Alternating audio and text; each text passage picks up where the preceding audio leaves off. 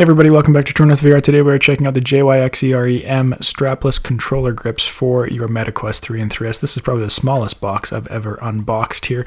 Thanks to Eagles Doc Stu for sending me these ones. I'm looking forward to testing them out. Not doing my usual unboxing because it is so small, and they're just going to be, there's our left one there, and here's our right one, and that's going to be it for the unboxing here. Now this is definitely a different style of controller grip. It's not covering the full controller. It doesn't have a big strap on the outside. These are just going to be going over our controllers so that we can use them to be sort of like mini grips here. So I'm going to grab my controllers and let's put them on.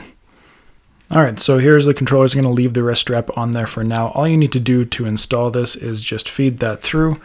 Slide this up over our grip button there. There we go. We're going to do that with the other side here as well. Now you're just going to want to make sure that you are not covering up that button at all, and when you press it, it's not going to get stuck down like it is a little bit right there. Make sure it's all the way up, clearing that spot so you can press it freely and it's not getting stuck. So I'm going to go and test these out, then we'll come back and give you my review. Now, I just wanted to show you I was able to actually put it over top of the Bobo VR G3 Plus controller grip that I'm using with my Quest 3 right now. It did stretch it a little bit here, and just in my opinion, this controller grip, the Bobo VR one, is one of the thinner ones. I do like the feeling of Kiwi designs, but they're a lot thicker, and I don't think this would actually fit over top of that, this being a really thin one, and it's stretching to get in there. But if you want that, it does give you that extra security of the hand strap and the finger thing there. I don't know if you need double protection there or not.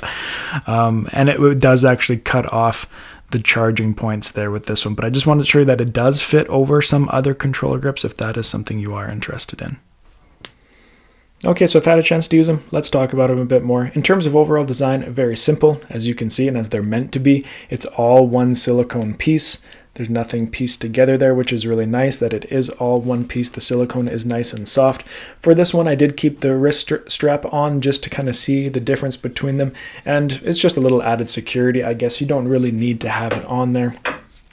With that design being so simple, you're not covering any of your tracking points. And so I didn't have any tracking issues when I was using them, which was nice.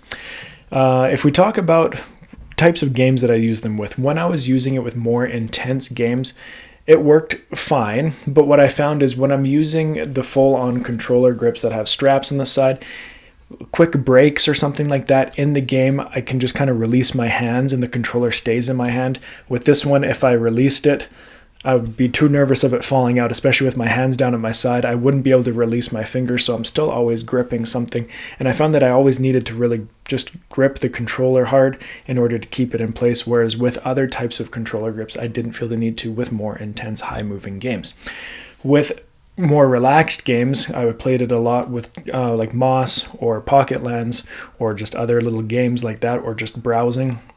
I found I could have a bit more of a relaxed grip because I didn't need quick access to all the buttons like high intense games, and that worked great. So in my opinion, this simple design is great for more relaxed games, not as good for more intense games, but again, that's just my personal opinion. So it is $20 on Amazon, so they're not crazy expensive. Their other controller grips are more than that.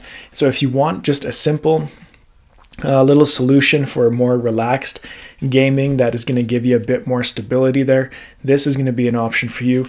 Take into consideration though what you use for charging your controllers. If you're using a type of dock, this is most likely going to block. Like I use the Bobo VR D3 charging dock, and I'm not able to have these on there in order to charge the controllers. So that is something to consider when you are looking at something like this as well. If you have any questions about it, make sure to let me know. Thank you for watching this one. Check out my other reviews. We'll see you next time here on True North VR.